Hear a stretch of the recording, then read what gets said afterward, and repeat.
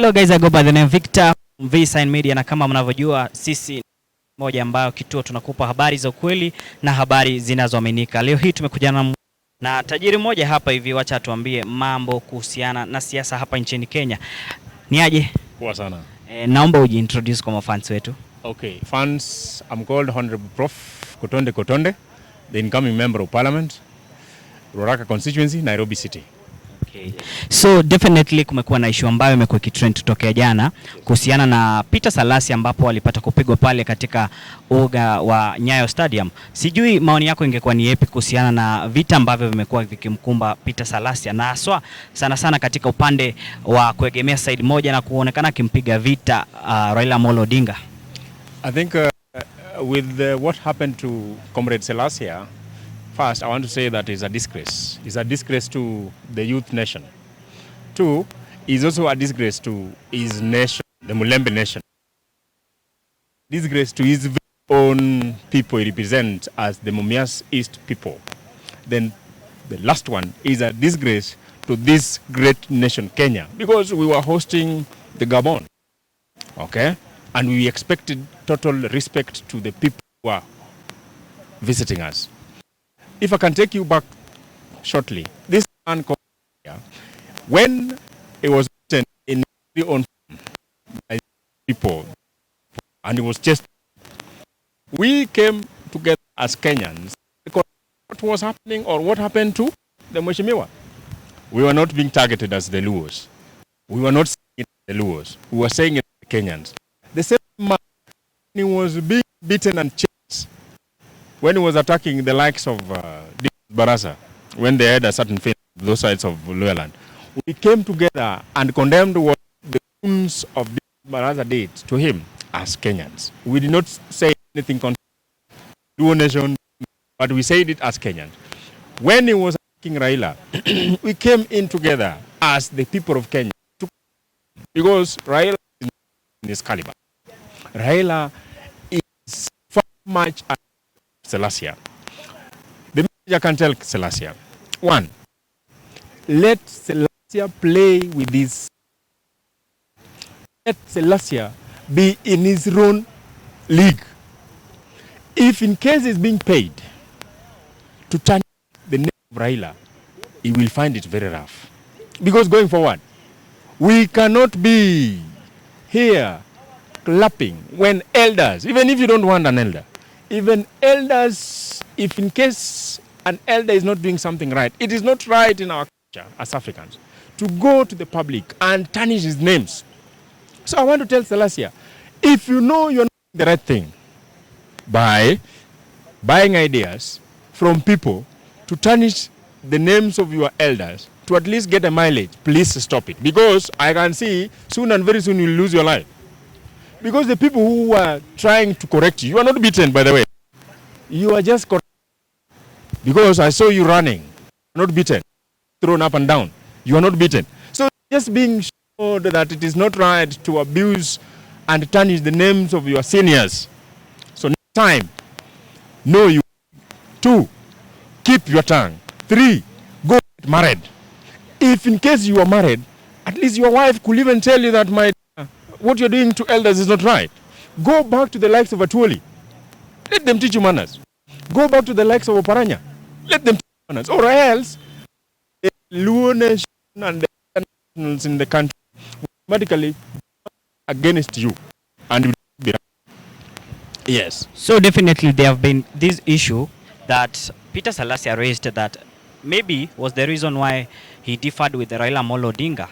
And to an extent, yesterday he issued a statement saying that Raila Amolo Odinga and his people were the one who hired goons, and instead they used Johnson Sakaja, who is the Nairobi governor. Do you think that was the ultimate goal Sakaja could have done, at least to tame the fame that Peter Salasya had? Or do you think Peter Salasya tried to move around and to play the game so that Kenyans could at least give him clarity? I think just as I said, Sakaja is governor of the capital city of this great country, Kenya. That is, you must know. So, by bringing in the name of Salasya plus Sakaja, We are not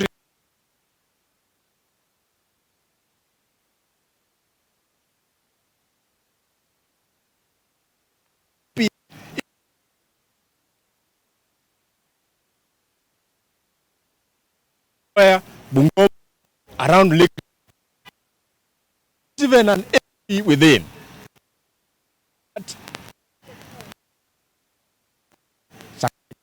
You did at least teach him something. That equal is just looking for PR, just looking for cheap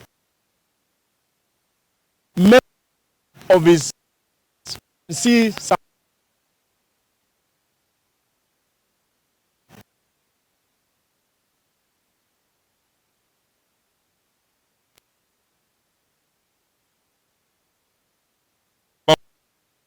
who Salasya is now. We could be talking about a because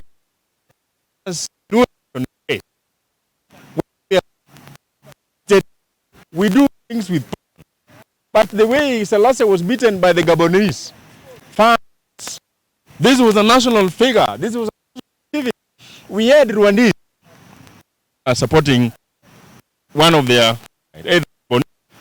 Kenyans, Ugandans. We had the Tanzanians. We had even the Americans. How come he didn't say that people were from Gabon? And we know very well that those who are beating Salasya purely from Gabon. They are not Kenyans. Kenyans, we are very friendly and welcoming people. You can remember the way we devoted one of our very own sons, His Excellency Barack Obama. That came from us. We've never been that riotic to the level that we're being compared to the Gabonese who were chasing Salasya and he was running like a pregnant goat. So anything to do with the Luo nation chasing Salasya is not with us. Let Salasya go and play with the pigs, play in his own area, and mark his words carefully if he wants to go politically. It's a disgrace to the Luo nation. It's a disgrace to his nation. It's a disgrace to the young generations who are willing and aspiring to be leaders. Because elders will be like, you'll be Salasya. Let him go and shave his hair. Let him go and get married. Let him settle down. So that at least he can make sense going forward. Okay. Yes. Okay. Some days ago, we had the government reshuffling by William Samoei Ruto. Yes. So definitely, you think what he did to at least orchestrate and bring back some PSs that he had chased from other ministries, do you think he did the right thing? And if you can, what could be your advice to William Samoei Ruto? Honorable Dr. William Samoei Ruto, we voted for you, and this is coming candidly from me as your very own supporter. When it is wrong, we always it's right. When you are starting the very own cabinet, when you are instituting the very own cabinet, I said it here, and I told many Kenyans that give the positions to who merit. Give based on favors. Don't give based on regions. Don't give based on tribe. Don't give based on religion. What you are doing, Mr. President, is not right. We saw you fired Nakumechi, for example, because she was incompetent, not knowledgeable, have no capacity to run any docket in this country, apart from her own kitchen. We've seen you have reshuffled, and then you have hired again. By rehiring the likes of Nakumecha, telling us that, my friend, you are sleeping on job. You ought to have not hired and hired. We are not into this country whereby you fire today, you hire tomorrow. You fire me tonight, tomorrow in the morning I'm in the press, and I've been fired. We and make it. His Excellency President that a country which is not a country. In the reshuffling which you just did, we have seen the picture in this.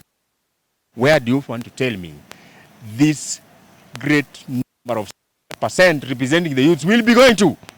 Whom will they be dining with as their very own age mates? You have hired and fired. You have fired and hired. I don't know what you're going to do in the next phase. You are not doing it right. Once you have fired somebody because of incompetency, I am not happy that you are hiring this person again. You fired Aisha Jumwa. I am optimistically sure that you will bring her on board. But that will be the worst mistake. The other day, the likes of Nyachai, Charles Nyasai, who was dismissed because of incompetence, I have just seen him. He's also one of the people vying for the position of IABC chair. He was fired. Why is he being rehired? I have also seen the same case whereby the youths are not even in the front line when it comes to IABC chair. Yet, these people are learned. I am a scholar, highly learned. We have so many youth around here looking at me and watching this stuff. They are learned, but the problem is you will be